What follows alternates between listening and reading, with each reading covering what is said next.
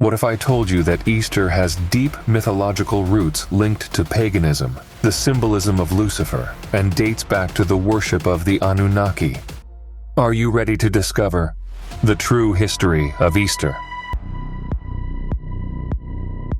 Usually, when consulting any research source to discover the origin of Easter, we find a common answer.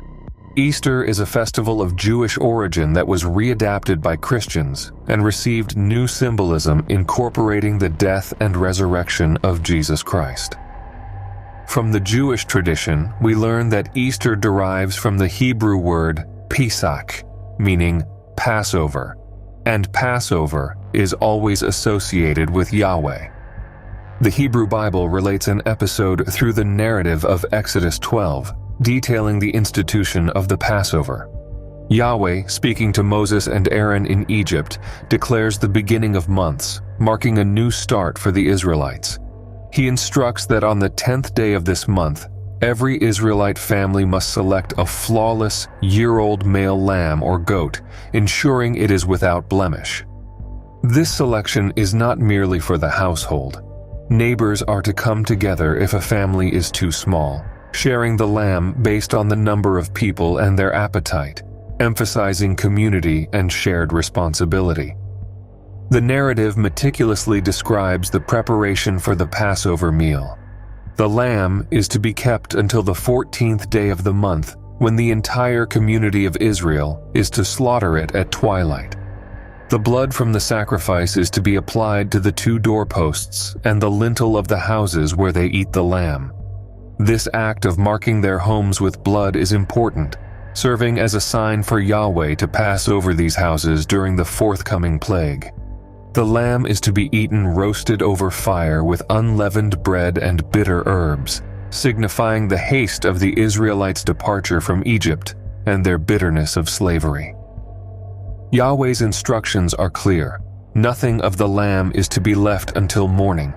Whatever remains must be burned, symbolizing the complete consumption and dedication of the Israelites to God's command. The manner of eating the lamb, dressed for travel, with sandals on and staff in hand, underscores the urgency and readiness required for the imminent departure. The Hebrew Bible emphasizes the significance of the blood on the houses, explaining that it will be a sign for Yahweh to pass over the house and spare the inhabitants from the plague of the firstborn. This act of mercy and protection marks the Passover as a memorial, a festival to Yahweh to be observed by all generations as a perpetual ordinance. The instructions extend to the prohibition of leaven during the 7 days of the festival, symbolizing purity and separation from the past. Moses calls upon the elders of Israel to instruct them in the specifics of the Passover sacrifice, including the use of hyssop to apply the blood to the doorposts and lintel. This detailed procedure ensures the safety of the Israelite households from the destroyer, affirming Yahweh's sovereign protection over his people. As the narrative unfolds, it is revealed that this ordinance is not only for the moment, but is to be observed perpetually, even upon entering the land promised by Yahweh. The story captures a moment of covenantal faithfulness and obedience as the Israelites follow the instructions given to Moses and Aaron. It ends with a note of obedience and worship, as the people bow down and worship, then proceed to follow Yahweh's commands precisely. This passage from Exodus is a foundational narrative for the Jewish faith, establishing the Passover as a central commemorative act that defines the community's identity and its perpetual remembrance of Yahweh's deliverance from Egypt. Knowing the Hebrew tradition, in 325 AD, Emperor Constantine I, during the First Council of Nicaea, established the calculation of the Christian date for celebrating of Easter, which is based on the lunar calendar. Later, we will see how the Anunnaki are connected to this celebration, and which elements of Sumerian mythology has been hidden in the Easter celebration. For now, let's observe what the document of the First Council of Nicaea says in juxtaposition to the Jewish celebration. We also send you the good news of the settlement concerning the Holy Pasch, namely, that in answer to your prayers, this question also has been resolved. All the brethren in the East who have hitherto followed the Jewish practice will henceforth observe the custom of the Romans, and of yourselves, and of all of us, who from ancient times have kept Easter together with you. This document, as previously stated, dates back to 325 AD, and it is important to note how Roman Christianity intended to superimpose the pre-established Jewish practices. The question here is that the history of the Hebrew people, and consequently of the Jewish people, is intertwined with the history of Jesus Christ, and consequently the history of Christianity.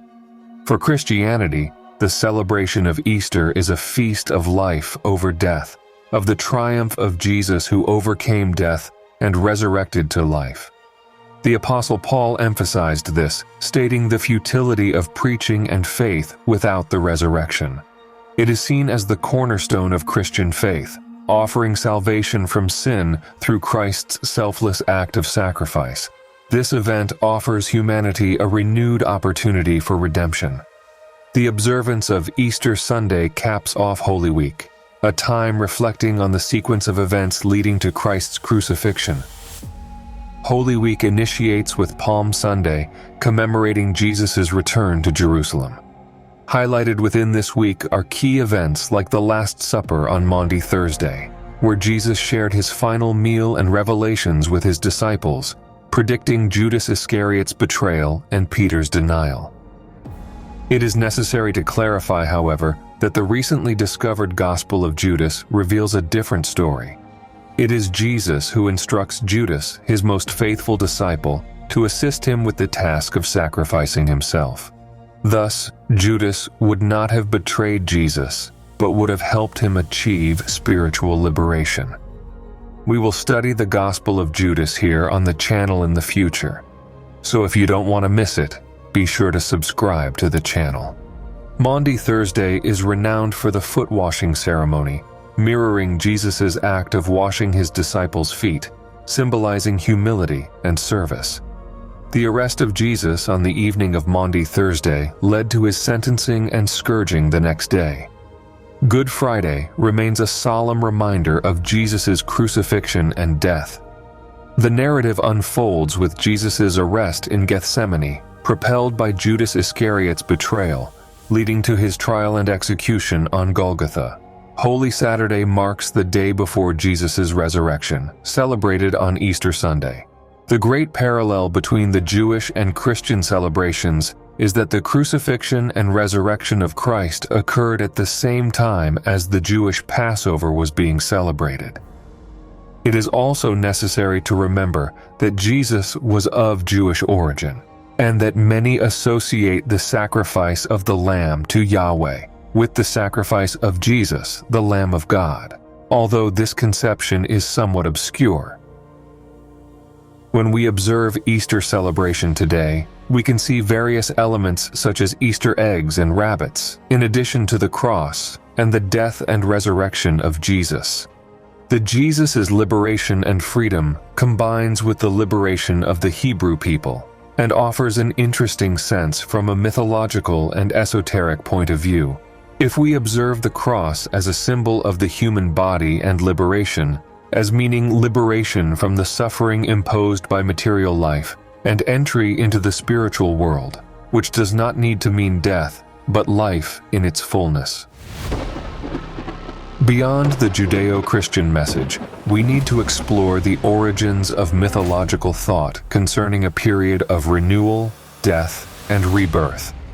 This exploration leads us to one of the most beloved female deities of ancient Mesopotamia, the goddess Inanna of Sumer.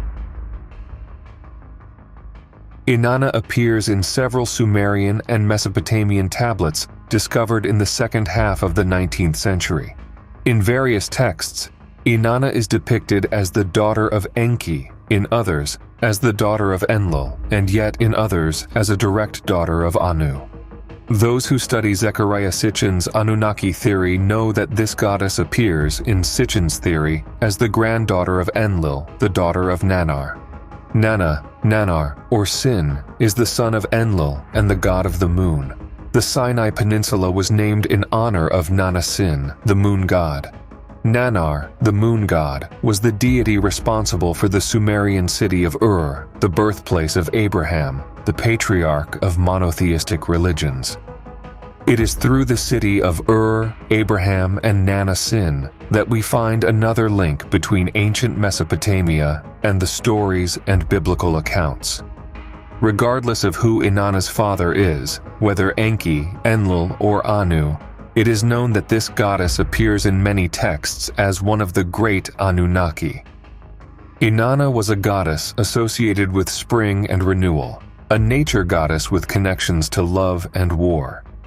Linked to the planet Venus as the morning star, she was identified as the goddess of love, fertility, and sexual and sensual behavior. Represented by a star and associated with war, she sought to expand her territories by invading the kingdom of her sister Ereshkigal in the underworld. This aspect of Inanna makes her a unique deity who can descend into the underworld and return or resurrect, a feat few can accomplish. Thus, her journey through the underworld, akin to a passage or Passover, signifies her resurrection or return, symbolizing her annual death and rebirth, much like spring. And this is a milestone of death and rebirth that dates back centuries and millennia before the celebration of the Jewish Passover or Christian Easter. Many Christians are unaware that the mythical story of Jesus' death and resurrection is not the first resurrection story told by ancient peoples. In ancient Greek mythology, numerous tales unfold of individuals who transcended mortality, achieving an eternal state of existence.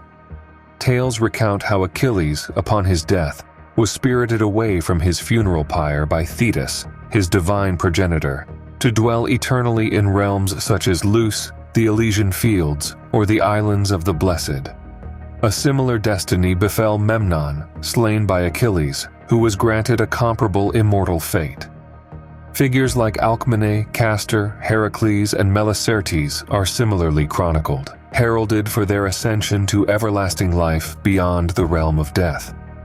However, centuries and millennia before Greek mythology recounted the stories of life, death, and rebirth in ancient Mesopotamia, the goddess Inanna brought the first mythological account of death and resurrection. The text exists in numerous copies, and the complete story was composed by experts such as Samuel Noah Kramer, retold many times after each new discovery of each new part of the myth. In the work This History Begins at Sumer, Samuel Kramer presents this myth as the first tale of resurrection. The technical support of the work by a historian and former professor at the University of Pennsylvania serves as a shield against the attacks of fervent believers who often insist on making this channel, and others of similar subject, targets of their frustration regarding mythical misfortune and the crumbling of their beliefs in the face of the unassailable truths of recent discoveries. In this sense, I need to reaffirm, I personally believe that people should have their beliefs, and they should be respected. But I believe that the light of truth brings enlightenment to the darkness and obscurity of ignorance, and therefore it is necessary to unveil the past, tearing away the veil of ignorance. Thus, and only thus, can we achieve truth, and therefore spiritual enlightenment. This, to me, is therefore the meaning of Easter, the death of a past of manipulation, and the beginning of an eternal and true life illuminated by the light of knowledge. And this will lead us to spiritual and true life. And in this, for me, lies the true message of Jesus and all the spiritual masters we know. In the Sumerian lexicon, Kur represents what Greeks identified as Hades and Hebrews as Sheol. Initially signifying mountain, its meaning expanded to foreign land due to the surrounding mountainous regions that posed threats to Sumer. In a broader cosmic sense, Kur symbolizes the void between Earth's crust and the ancient ocean, a realm where spirits of the deceased reside. To access this realm, souls were believed to traverse a man-devouring river, aboard a vessel steered by a designated man of the boat, mirroring Greek mythology's river Styx and Charon the ferryman. The underworld, despite its association with death, possessed a dynamic aspect.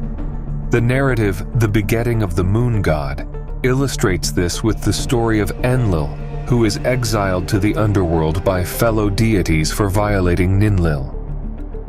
His journey there results in the birth of 3 underworld deities, enhancing the realm's divine population. In the ancient Sumerian pantheon, the deity of love and beauty was revered as Inanna, hailed as the Queen of Heaven. This celestial figure was romantically linked to Dumuzi, a god associated with shepherding, known in biblical texts as Tammuz. The saga of Dumuzi and his descent into the underworld unfolds with intricate detail, especially concerning his consort, Inanna. The text that reveals the first tale of resurrection is known as the Descent of Inanna to the Netherworld. This ancient account narrates how Dumuzi, a shepherd, arrives at Inanna's residence, his hands and sides dripping with milk and cream, seeking entry.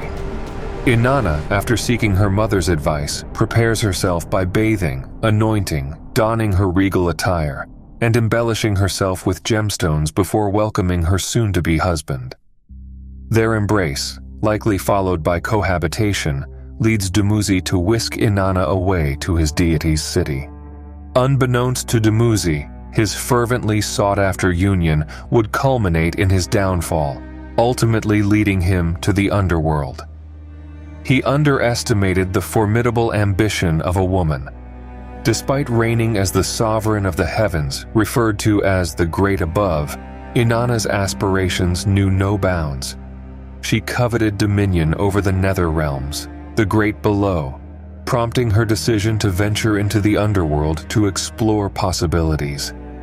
Prepared with the necessary divine decrees and adorned in her royal attire, she embarks towards the land of no return. Ereshkigal, the queen of the underworld, Inanna's elder sister and arch-nemesis, represents death and darkness.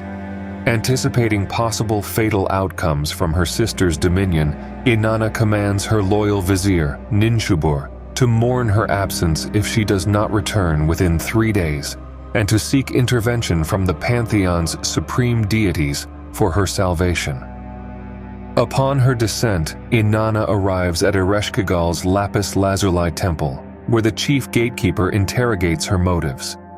Devising a deceitful reason for her visit, Inanna is led through the underworld's 7 gates, systematically stripped of her regalia despite her objections, and ultimately presented before Ereshkigal and the Anunnaki, the fearsome judges of the underworld, naked and humbled. They cast upon her a lethal gaze, transforming her into a corpse, which is then suspended. After 3 days and nights, Ninshubur, adhering to Inanna's directives, seeks divine intervention, only to be rebuffed until Enki formulates a rescue strategy. Enki creates 2 androgynous beings and dispatches them with the food of life and the water of life to the underworld. Upon their application to Inanna's body, she is miraculously revived. Inanna's return to the living, however, is conditional. The immutable law of the underworld demands a substitute for her release. Thus, accompanied by merciless demons tasked with ensuring her compliance, Inanna embarks on a quest to find a replacement. Her journey takes her to Umma and Bad Tibira, where the deity protectors, upon witnessing the fearsome entourage, exhibit profound humility, earning Inanna's mercy and sparing them from the underworld's fate.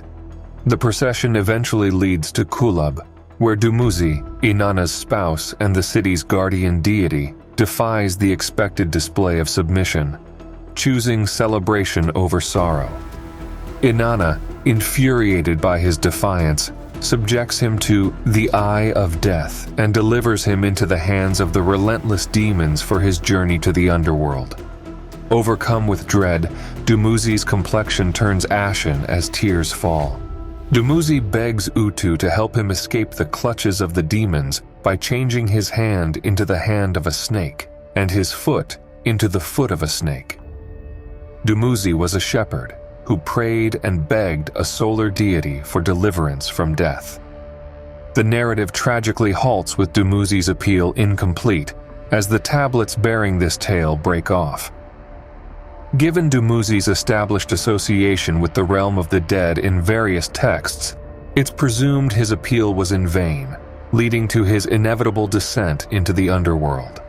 This revelation from the newly discovered texts has thousands of implications, revising long-held beliefs about Dumuzi within Mesopotamian mythological studies. For centuries, scholars interpreted the myth of Ishtar's descent to the netherworld to suggest Dumuzi's demise before Inanna's descent, theorizing Inanna's journey as a rescue mission. However, this interpretation has been debunked by recent studies, which illuminate Inanna's role not as a savior, but as the one who, driven by Dumuzi's scorn, consigns him to the demons, sealing his fate to the land of oblivion. Thus, Inanna, the goddess of love and fertility, was the one who delivered Dumuzi, the shepherd who pleaded to the sun god, to death. This way, it's possible to understand yet another of the mythical aspects that surround the origins of modern Easter. Venus, the morning star, dates back to the worship of the goddess of love, war, and fertility, Inanna, who delivered or betrayed a shepherd, Dumuzi, to death, even as he begged to the sun god. The morning star, Venus, the planet that symbolizes love, is closely linked to Inanna, who in turn contributed to the term Lucifer. In Roman folklore, Lucifer, translating to light-bringer from Latin, designated the planet Venus. This celestial body was anthropomorphized as a male deity, often depicted holding a torch, illuminating the path of dawn. The planet bore the names Phosphoros, light-bringer, and Hiasphoros, dawn-bringer, in Greek, reflecting its role as a harbinger of light. Lucifer, woven into myths as the esteemed offspring of Aurora and Cephalus and the progenitor of Ceyx, frequently graces poetry as the precursor of dawn. The celestial dance positions Venus alongside Mercury and the moon, sketching a vivid portrait across the sky. The term Lucifer mirrors the Greek phosphoros in denoting this astral body, celebrated in both prose and verse. The star's mythic persona often finds itself enshrined in tales of old. Aurora, Lucifer's mythic mother, shares her essence with dawn deities of diverse cultures. The moniker Aurora echoes the Vedic Ushas, the Lithuanian Aushrin, and the Greek Eos, all dawn goddesses. These deities, stemming from the Proto-Indo-European root for dawn, share lineage with the figures of Ostara and Eostre Istri from the Germanic and Old English pantheons, respectively. This linguistic and mythological harmony has prompted scholars to postulate the existence of a unified dawn goddess in Proto-Indo-European belief. And once again, everything leads us back to Inanna. Known as Inanna in Sumer, this goddess was worshipped by various peoples and became known as Ishtar in Akkad. The similarity between the name Ishtar and the English term star is noteworthy. In other cultures, she was known by different names, such as Astarte, Astaroth, Eostra, and Esther. It is worth noting here the similarity between the name of the goddess Esther and the English term Easter. Well, what can be said about Easter based on the lunar calendar and the supposed connection with one of the possible paternities of Inanna, the moon god Nanna Sin? Where can the tradition of eggs and the symbolism of the rabbit be identified? To further explore the mythological roots of Easter, we must examine the tradition associated with a goddess derived from Inanna, the goddess Eostra. Eostra, a deity of fertility, love, and rebirth in Anglo-Saxon mythology, was linked to the dawn light, much like Inanna was linked to Venus, the morning star. According to legend, Eostra harbored a deep affection for young ones, attracting them wherever she roamed. The goddess delighted in amusing them with her enchantments and melodious voice. On a notable occasion, as Eostre relaxed in a garden surrounded by her cherished young companions, a bird alighted on her hand. With a few whispered enchantments, the bird miraculously morphed into a hare, Eostre's preferred creature, leaving the children in awe. However, as time progressed, it became apparent that the hare pined for its lost abilities to soar and sing. The young ones implored Eostre to restore the hare to its original state. Despite her attempts, the spell proved irreversible. Eostre concluded that she must await the end of winter, a period during which her powers waned, hopeful that with the rejuvenation of spring, her enhanced abilities might allow her to bestow some happiness upon the hare by momentarily reverting it to its avian form. With the arrival of spring, Eostre, now at the zenith of her magical abilities, succeeded in temporarily transforming the hare back into a bird. In gratitude, the bird laid eggs as a tribute to Eostre, symbolizing its newfound freedom and the compassion of the children. Once more assuming the guise of a hare, it adorned the eggs and scattered them across the globe as a gesture of celebration. It is important to note that Eostre was associated with beauty, vitality, youth, and rebirth, and rituals of purification and inner renewal were common in her worship. In its origins, Easter is a celebration of fertility, life, and the rebirth of a new season. It is connected to a female deity associated with the moon, stars, planet Venus, sacredness, and sexuality. In today's postmodern world, it is important to appreciate the true and ancient meaning of this celebration, rather than perpetuating stories that have been altered over time to suit various interests. If you want to know the full story of the myth, The Descent of Inanna into the Underworld, there is a full dramatization in movie format available here on the channel. If you want more information about the connections between Inanna, Dumuzi, Lucifer, and Jesus, watch this other video. Or if you prefer, check out one of these other recommendations for you. See you in the next video.